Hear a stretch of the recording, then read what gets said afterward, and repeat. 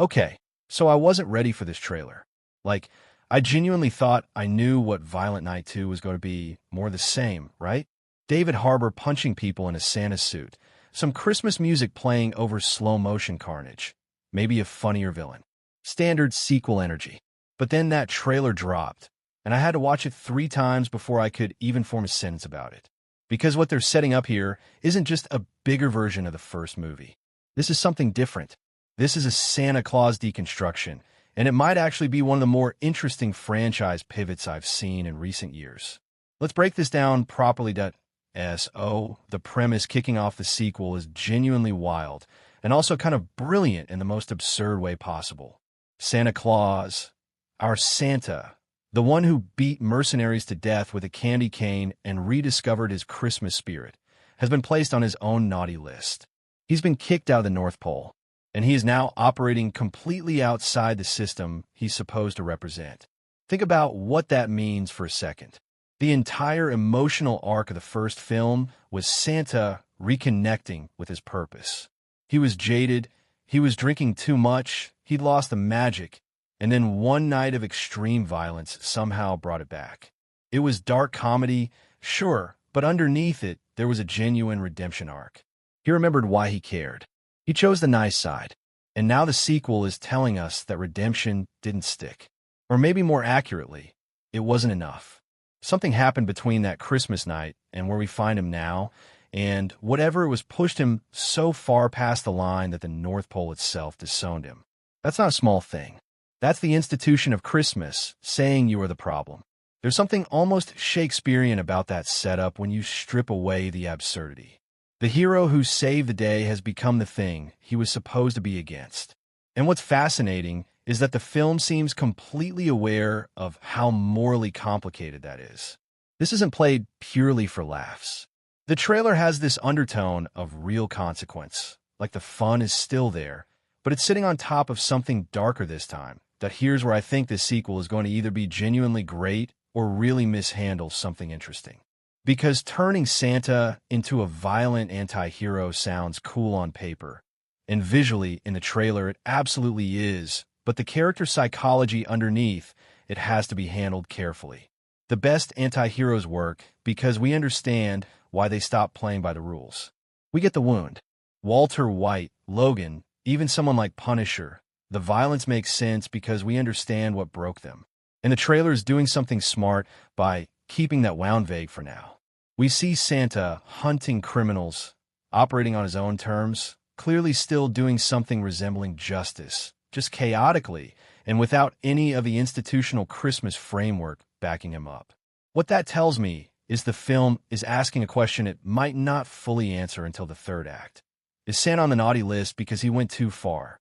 Or is he on it because the system he served was never as clean as we thought? Because those are two very different movies. One is a story about a man who lost control. The other is a story about a man who saw behind the curtain and couldn't unsee it. I have a feeling it's going to be both, honestly. And David Harbour is the perfect actor to carry that ambiguity. He does that thing where you can see someone who is genuinely dangerous, but also genuinely hurting, and you're never quite sure which one is going to win in any given moment. That tension is going to be doing a lot of heavy lifting here. Let's talk about the tonal shift because it's real and it's noticeable. The first Violent Night was a very specific kind of movie. It was Die Hard Christmas, essentially. There was a clear structure, a clear villain, a clear location, and the comedy came from the contrast between the holiday warmth and the brutal violence. It was fun because it was contained. This sequel looks messy, more chaotic. The trailer doesn't have that same tight location energy, reacting to betrayal. The color palette feels less warm than the first film, and the humor, while still present, feels more bitter, more desperate, like the jokes are coming from a man who doesn't entirely think things are funny anymore. That's actually a really interesting creative choice. The first film could afford to be lighter because we were still in the setup phase. We were being introduced to this version of Santa. But now that we know who he is, the sequel can afford to complicate him. And complicating him means letting some of the darkness in without the safety net of Christmas optimism to cushion it. What I'm getting is more John Wick Chapter 2 than Die Hard this time around. More personal stakes, more world building, more of the mythology getting pulled apart. And honestly, that's the right direction for a sequel if you want to build something with longevity. Can we take a moment for Jared Harris, though? Because casting him as the central villain is one of the most interesting decisions this film could have made. Harris is an actor who specializes in a very specific kind of menace. He doesn't rely on physical intimidation. He relies on inevitability. Every time he's on screen in something, you get this sense that he's already several steps ahead and he's just letting you catch up. That's exactly what you want from a villain opposing a chaotic, impulsive anti-hero like this version of Santa. The trailer doesn't give too much away about who his character is or what his actual agenda is, which is smart. But based on the framing, he feels less like a mercenary-type villain and more like someone with a philosophical opposition to Santa specifically. Someone who has a reason that goes deeper than just wanting something. My working theory is that Harris's character has some connection to the North Pole Institution itself. Maybe he's the one who got Santa placed on a naughty list. Maybe he's operating as some kind of enforcer, the thing Christmas sends when it needs someone cleaned up quietly. That would create a really layered conflict because it means Santa isn't just fighting a bad guy. He's fighting the consequences of his own history. And that's the kind of villain that actually works in sequels. Not just a bigger threat, but a more personal threat. Santa appears to be bouncing across multiple settings, hunting, being hunted. Okay, here's the detail from the trailer that I haven't seen enough people talking about. And I think it's actually one of the most emotionally loaded things in it. The elves turning against Santa. Because the elves were always the one constant, right? In the mythology of this franchise, the elves are Santa's people. His crew. The trailer is showing us that even that loyalty has fractured, and I think that's where the real gut punch of this sequel lives. It's one thing to be cast out by the institution. It's another thing entirely to be abandoned by the people who were supposed to be your family. There's a version of this story that's basically about what happens when someone loses every single support structure they have, and how they either collapse under that or find a new reason to keep going. And the elf betrayal is the piece that makes the stakes feel genuinely emotional rather than just action movie escalation. It also raises a fascinating question. Are the elves acting on their own, or are they being manipulated? Are they being used against Santa by Harris's villain as a weapon specifically because of how much it would hurt? That level of psychological warfare would actually add a lot of depth to the conflict. And then there's Kristen Bell. Honestly, the Mrs. Claus reveal might be the single most significant creative decision this entire franchise has made. Not just because it's a fun addition or a great casting choice, though both of those things are true, but because of what it means for the story they're trying to tell. Think about where Santa is when this film starts. He's alone, discredited, operating outside any support system, and up against both a powerful external villain and internal betrayal from people he trusted. He is, by every measure, at his lowest point. And that's the moment Mrs. Claus shows up. Not to be rescued, not to be protected, not to be the emotional anchor waiting at home, but as a fully trained warrior who joins the fight. That completely flips the traditional dynamic. And Kristen Bell is fascinating casting because she can do exactly what David Harbour does. She can be funny and warm and then suddenly terrifying in the same breath.